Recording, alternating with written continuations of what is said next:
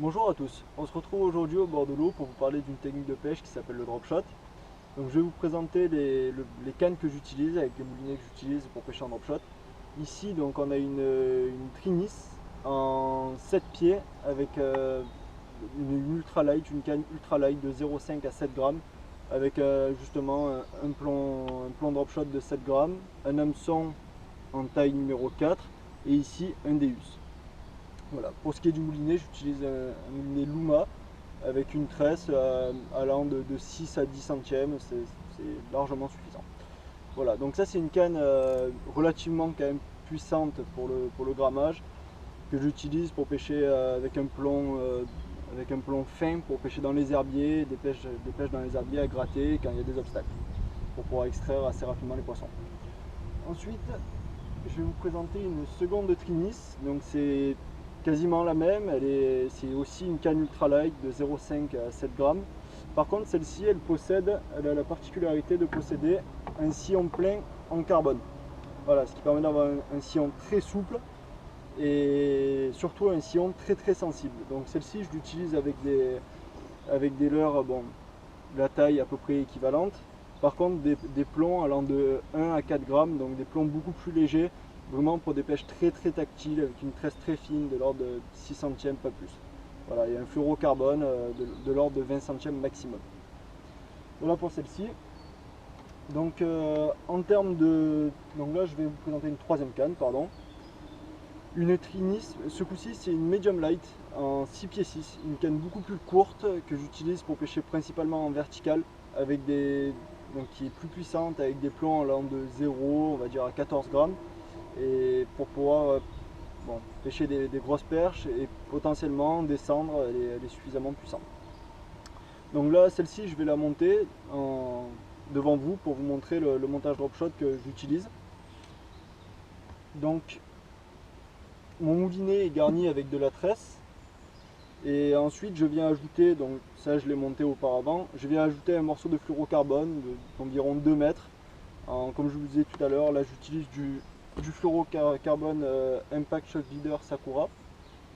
Voilà, donc là c'est du 20 centièmes et je vais en mettre environ 2 mètres pour être plus discret lorsque je pêche en drop shot. Donc dans un premier temps, je vais monter mon hameçon qui est la partie principale de mon montage. Donc là j'utilise un hameçon Gamakatsu en taille 6. Voilà, donc pour le montage, je me saisis de mon hameçon, je passe une fois mon fil dans la boucle de mon hameçon et une seconde fois dans le même sens que je suis rentré. Voilà.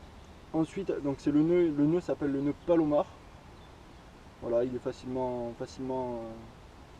il se fait très facilement. Hop, voilà. Ensuite, je fais un nœud comme un nœud à chaussure, je repasse à l'intérieur et je viens faire passer mon hameçon dans la boucle qui s'est créée. Voilà. Là, j'obtiens, hop, un hameçon pour pêcher en drop shot sur mon fil. Je coupe surtout pas l'excédent de fil, c'est ce qui va me permettre d'accrocher mon plomb, en l'occurrence ici un plomb poire d'une dizaine de grammes. Donc j'accroche mon plomb poire, voilà, et là j'ai un montage prêt à pêcher.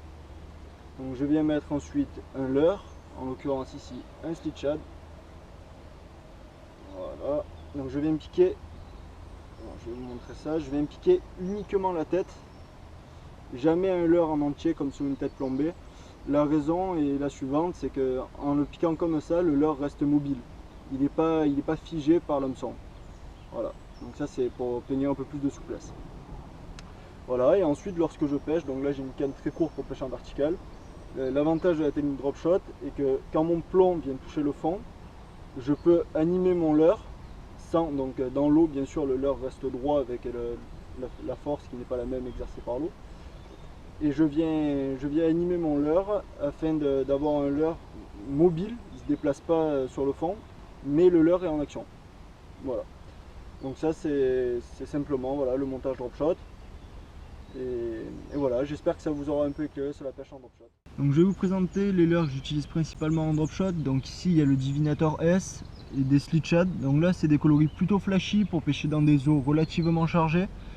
Ici 3 slitchads en 2 pouces pour pêcher dans des eaux relativement claires, donc des coloris relativement clairs aussi, pour pêcher en sortie d'herbier ou autre, dans d'autres cas, mais que dans l'eau claire. Et ici des leurres plutôt polyvalents, donc polyvalents en termes d'espèces, des Taigen en 2,5 pouces ou encore des DU en 3 pouces ou bien des slitchads de finesse en 3 pouces. Donc ces leurres peuvent prendre de très belles perches, mais aussi des cendres. C'est pas rare d'avoir des belles surprises avec des cendres. Alors je vais vous donner une petite astuce quand vous pêchez en drop shot. Vous pouvez remplacer le plomb par en l'occurrence ici c'est un slitchad en 2 pouces avec une tête plombée grogneuse. Ça permet de multiplier les prises et les doublés sont pas rares, donc ça peut être super rigolo. Voilà, merci beaucoup, à bientôt.